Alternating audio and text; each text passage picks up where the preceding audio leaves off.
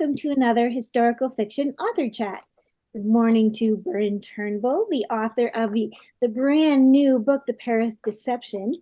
And let's see that cover. Do you have it there with you, Bryn? I do. Look at that. It's so Yeah, pretty. my beautiful cover. It's beautiful. And the synopsis, everybody's going to love this. So first off, as usual, I will tell you all about Bryn. And then I'll read the synopsis, and then I will turn it over to her, and she can read you chapter one or whatever. Are you going to be chapter one, you think, or? I feel like I might, yeah. I think it's going to be an early chapter. That's I'm good. trying to decide which character I'm going to introduce you to because there's two. So Excellent. Okay, so here we go. The bio for Miss Turnbull. Bryn Turnbull is an internationally best-selling author of historical fiction.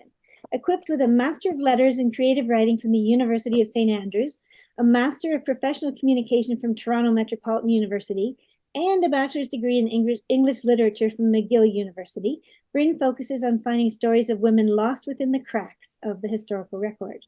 Her debut novel, The Woman Before Wallace, was named one of the top 10 best-selling works of Canadian fiction for 2020 and became an international bestseller. Her second, The Last Grand Duchess, came out in February 2022. I think we talked about that on here. we did, yeah. And spent 8 weeks on the Globe and Mail and Toronto Star bestseller list. Her third novel, The Paris Deception, comes out today. So that's pretty great. And I've read both of them, and I'm sure that the people on this page have been reading them alongside me. So we're ready for this. We're excited. Thank you. And you've got, it's a really neat twist on this. It's a World War II story, which so many of us are loving and writing, and there's only so many aspects of World War II, and this one's just a little different. I love that. Thank you. From internationally best-selling author Bryn Turnbull comes a breathtaking novel about art theft and forgery in Nazi-occupied Paris, and two brave women who risk their lives rescuing looted masterpieces from Nazi destruction. Sophie D, is that how you're pronouncing it? D? D-I-X? Yeah. Right? Fled Stuttgart with her brother as the Nazi regime gained power in Germany. Now, with her brother gone and her adopted home city of Paris conquered by the Reich, Sophie reluctantly accepts a position restoring damaged art at the Jeu de Paume Museum under the supervision of the ERR, a German art commission using the museum as a repository for art they've looted from Jewish families. German tongues, that would not be right. Fabienne Brandt was a rising star in the Parisian bohemian arts movement until the Nazis put a stop to so-called degenerate modern art. Still mourning the loss of her firebrand husband, she's resolved to muddle her way through the occupation in whatever way she can, until her estranged sister-in-law, Sophie, arrives at her door with a stolen painting in hand. Soon the two women embark upon a plan to save Paris's degenerates, working beneath the noses of Germany's top art connoisseurs to replace the paintings in the Jeu de Paume with skillful forgeries. But how long can Sophie and Fabienne sustain their masterful illusion? It's exciting to me. All right, so now I am going to disappear and Okay. listen to you. If I can figure out how to do it, let's do it. All right. All right. So I think I'm going to introduce you to Fabienne today. So Fabienne is the second of my two protagonists in this book. And so I will read chapter 2 of The Paris Deception to you. The sky over Paris was dark, the sun a pale coin in the sky that flickered in and out of focus behind billows of soot-blackened clouds. In her attic apartment, Fabienne wrenched open the window, wedging the stump of a paintbrush in the frame to keep it open as she eased herself out onto the sill. Though the fires were burning in the city's petroleum reserves on the outskirts of town, the smoke had made its way into the left bank's narrow streets, choking the crowded cobblestones with its acrid stench. Fabienne could see the logic behind the city's decision to burn whatever they could rather than leave behind the spoils of war for the enemy, but the move had sparked panic among the fleeing population. In the streets below, she watched a man and a woman argue beside an idling Peugeot, its roof rack laden with suitcases. A child wailing as his father swept him into an overflowing handcart. "You're too late, you know," Fabienne called down. Tucked 6 floors up into the eaves of her building's mansard roof, Fabienne knew the couple couldn't hear her, but it felt good to shout all the same. "They'll be here by this evening." She reached back into the kitchen to pull out a half-drunk bottle of red wine. What's the point when they've already won? And the Germans had won. That much was clear. They'd won without having to fire a gun within the city's limits.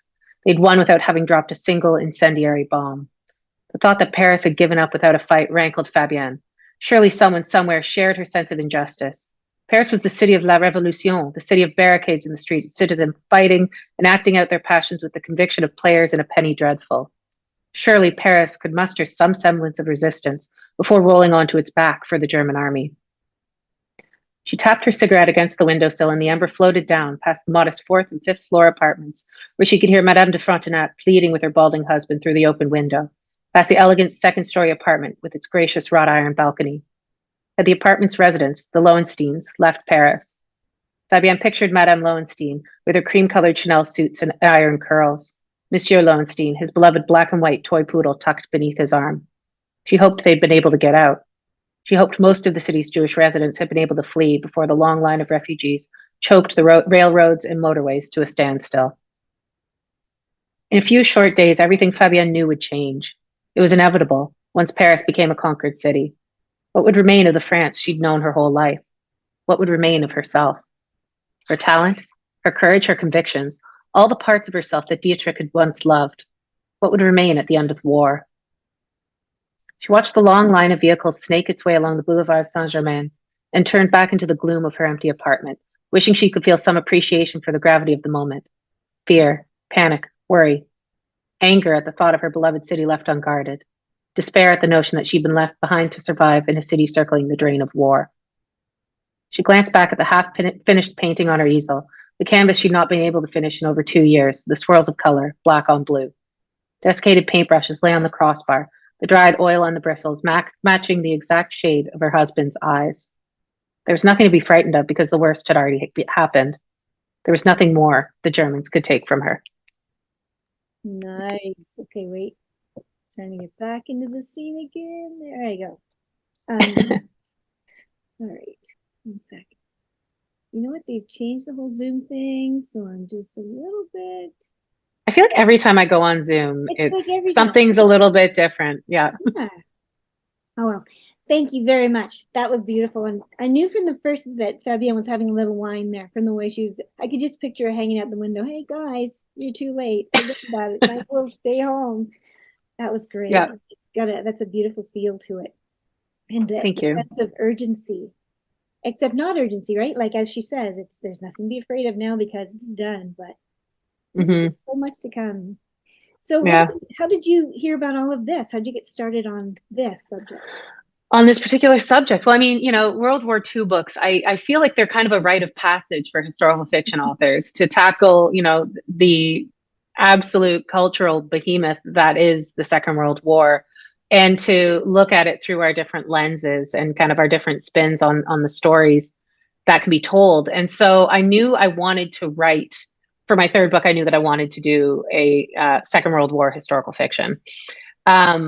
But the art angle of the book came from actually a couple different inspirations. I had heard about a man in the Second World War. He was a Dutch art forger named Han van Meegeren, who sold a fake Vermeer to Hermann Goring and was brought up on charges of profiteering after the war. And he had to recreate the painting in a courtroom, and he did so. He recreated this painting that everybody thought was this prized Vermeer, 16th century painting. And so that kind of had sparked my interest, this notion of somebody who had kind of fooled the Nazis in a world that the Nazis thought was their own. They considered themselves incredibly cultured, and they considered themselves kind of the arbiter of arts and culture, which is so perverse. But anyway, so that was kind of thread one, was knowing this story about Han van Meegeren and thinking that would be an interesting to kind of take that idea of an art forger in the Second World War. And then the second thread of the story actually comes courtesy of my brother, Alec. So my first book was dedicated to my sister. My second book was dedicated to my grandmother. And my brother said, when am I getting my book? And I said, what do you want me to write? And he said, I want you to write something that I will like better than my favorite movie, which is The Thomas Crown Affair. So I was like, oh, okay, art heist. No challenge. Interesting. Yeah, no challenge at all, right? So I said, okay, well, art heist, art heist, art forgery, Second World War, and those threads all kind of combined in my head to create what became the Paris Deception. And I knew I wanted to have female protagonists. That was very important to me. And I've never actually seen the Thomas Crown Affair, so I don't know whether I've succeeded in that regard. But my brother will have to be the arbiter of that particular judgment. It's a good movie. You're gonna have to get it now. Yeah, I will. Yeah, and it does have who's it? It's Brosnan. Pierce Brosnan's the lead in that. It's pretty good. The book actually, so it is dedicated to my brother, but it is also dedicated to Pierce Brosnan. Yeah. Okay. That's good. That's all right. Yeah. Well, now you have to watch it for sure. I know. You like it though. So a lot of delving into research of forgery and all those kinds of aspects. How do you research that? How do you get into the old artists and the old forgers, and because that would be a secret world to be forged. Yes. So it is a secret world. And it's so easy when you are pulling together a synopsis of a book and when you're selling that book to your publisher, you give the broad strokes, right? And this person is in the art world, and this person, she forges a painting, and that's what happens. And then, of course, when that concept has been sold, it comes back to you, and you have to kind of, it karmically comes back to you, and you have to actually make it happen. And that's where you realize, like, what a mountain of research you have got to climb over the course of writing the book. I doubled my challenge, I doubled my task, because not only is Fabienne an art forger, but Sophie, the other main character in this book, is an art conservator. Today we would call her a conservator. Back then she would have been called a restorer, so that's what she's called in the book. But that in and of itself is a whole other specialized skill set that, again, I didn't really know anything about when I started writing the book. I ended up actually through my old university roommate. I was telling her that this was the concept of the book. I was going to write about art conservation. And she said, well, I went to high school with a girl who's an art conservator in New York. Do you want me to put you in touch with her? And I'm like, yeah, absolutely, please. And through that one connection, I ended up getting to go to do private tours of the art conservation labs at the Met, MoMA, and the Museum of Natural History. Wow. I met with all of these art conservators who just were so incredibly generous with their time and their knowledge about what their world entails and how kind of the ethics and philosophies behind art conservation have changed from the 1940s to now.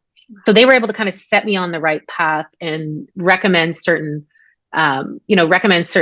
books and manuals that I could use to start kind of diving into the base of knowledge that Sophie would have.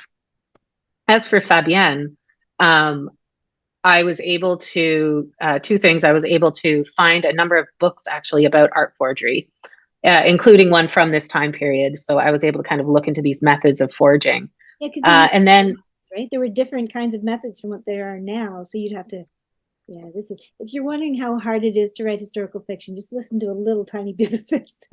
Oh yeah, no, it's ridiculous. And of course, at this period in time, acrylic paint wasn't a thing. Yeah, it was all oil paint. So that kind of compounded my challenge, because oil paint takes ages to dry. It can take months, even years to dry, depending on how thick that oil paint is layered on the canvas. So I really did set myself a challenge in figuring out how to convincingly forge an oil painting in the 1940s. Yeah. And I'm going to leave it there, because I came up with a solution that I think is clever. So you made it more complicated, because you introduced me to a term here that I didn't know, which is degenerate art. And I know the Nazis, being the the cultural snobs that they believed they were, degenerate does not sound like a word they would like. So what's that all about? Yeah, absolutely. So the Nazi concept, it was entartete Kunst. I'm sure that I'm butchering the pronunciation, but that was their term for what they called degenerate art. And degenerate art essentially was art that was not a direct representation of the world around you. It was not literal. You know, we're talking Cubism, Impressionism, postmodernism, basically art that kind of takes the world and looks at it from different perspectives and different viewpoints. Of course, within this concept of degenerate art, they included art by Jewish artists, art by gay artists. All of these sort of their wider notion of degeneracy kind of distilled down in the art world to this degenerate art. And in the 1930s, they actually pulled all of the art that they considered degenerate from German institutions, sent it out on this tour of Germany as an ideological exercise to show German people what was ideologically pure and what was ideologically impure. Wow. To this day, it is still the most, I believe it is still the most attended art exhibition in history. And after that exhibition, they piled all of this art, they took it to Berlin, piled it in front of the Reichstag and burned it. Yeah. And we're talking millions of dollars worth of art. We're talking basically an entire cultural legacy being wiped out in Germany. And that's the art that they consider degenerate. And that is the art that Sophie in particular makes it her mission to save in this book. She recognizes what is in store for degenerate art in France, and particularly degenerate art that is owned by Jewish families within France, because the Nazis looted all of this art from families, Jewish families, enemies of Germany, that kind of thing. And it all got sent to this one museum, the Jeu de Paume, which is where Sophie works during the war. I can't wait. I can't wait to pick up my copy. And everyone out there too, because it'll be right out there. May 30th is the big day. And coming out today. It's out. It's publication day. Every authors sit back at that point in time and go, oh, please, everybody like it. So, but I will. But that's the most nerve-wracking. It's funny, isn't it? Because it doesn't matter how many books you put out, you always think, oh no, I hope they like it. But they won't. Yeah, it is a roller coaster of emotions. For my last book, The Last Grand Duchess, I had to book myself in for a manicure and leave my phone at home just to be like, okay, we're not looking at anything. We're just getting our nails done. That's what we're doing. That's so smart. I'll have to do that next time instead of just grabbing wine or something. But that helps too. Well, I mean, wine was involved. Wine helps. All right. Well, I'm looking forward to it. Everybody out there that's watching should grab their own copy. Thank you so much, Bryn, and I wish you all the luck in the world for this publication, for this book. Oh, thank you so much, Genevieve. It's an absolute pleasure to chat with you as always. So thanks for having me on. Thank you, and good luck with everything.